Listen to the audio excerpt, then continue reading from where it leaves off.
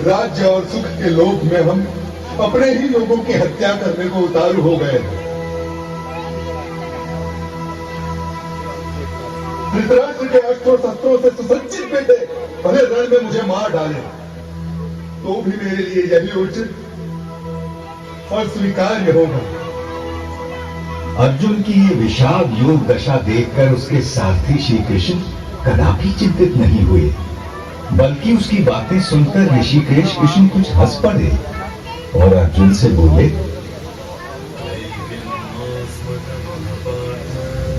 गाय मत बलपार्थ, यह तुझे शोभा नहीं देता। हृदय की शुद्ध दुर्बलता को त्याग दे और उठ खड़ा हो जा। तू तो परंतप है, तेरा काम है शत्रुओं को हराना, बैरियों को मारना।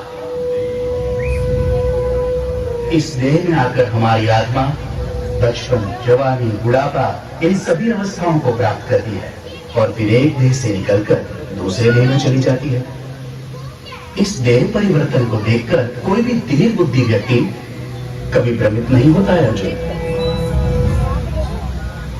जैसे पुराने कपड़ों को उतारकर मनुष्य नए कपड़े पहन लेता है, उसी प्रकार आत्मा भी पुराने शरीर को त्याग कर नया शरीर धारण करती है।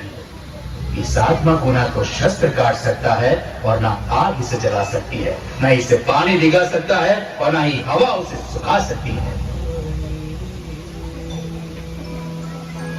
यूं सांख्य योग की बारीकियों को आगे समझाते हुए कृष्ण बोले, कुरुनंदन, इस योग में व्यवसायिक बुद्धि और कर्म निर्धारक बुद्धि दोनों एक ही है, लेकिन जो अव्यवसायी है, अकामी है, अकर्मण्य है, उसकी बुद्धि तो अनंत शाखाओं में बंटकर भटक जाती है अर्जुन। और फिर देवकी नंदन श्री कृष्ण ने वो शब्द कहे जो आज तक हर भारतीय के मन मस्तिष्क में गुंजायमान रहते हैं। तेरा अधिकार केवल कर्म पर है, फल पर कभी नहीं। तू कर्म करते समय फल की इच्छा कभी मत कर और कर्म से कभी मुंह भी मत मोड़। काश की मनुष्य ये बात हम पेड़ों से समझ लेते, जो सारे संसार को, मनुष्यों, पशु पक्षियों को निरंतर फल देते हैं, किंतु स्वयं उस फल के भोग के बारे में कभी नहीं सोचते। वरना तो सारे जंगल, सारे पेड़ पौधे, सारी वनस्पति दिशाओं से गुंजायमान थी।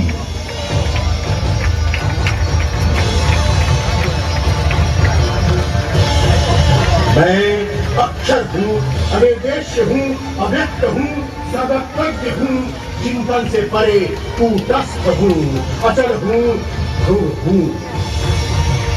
मैं ही भूतों के भीतर स्थित आत्मा, उनका निजत्व, उनका अपनापन हूँ।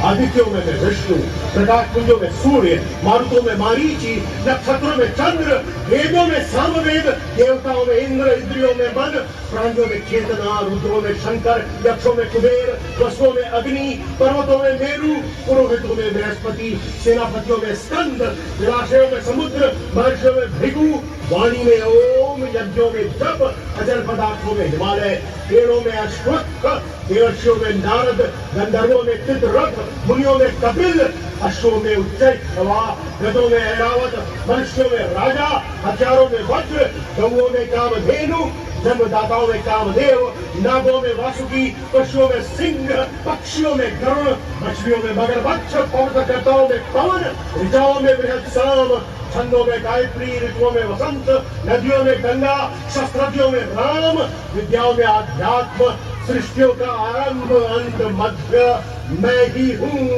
कभी समाप्त होने वाला काल भी मैं हूँ पार्थ, सबका हरण करने वाली मृत्यु मैं हूँ, भविष्य में होने वाले जन्मों का कारण भी मैं ही हूँ। मैं विश्व तो मुख हूँ, ये पूरा विश्व मेरा मुख है।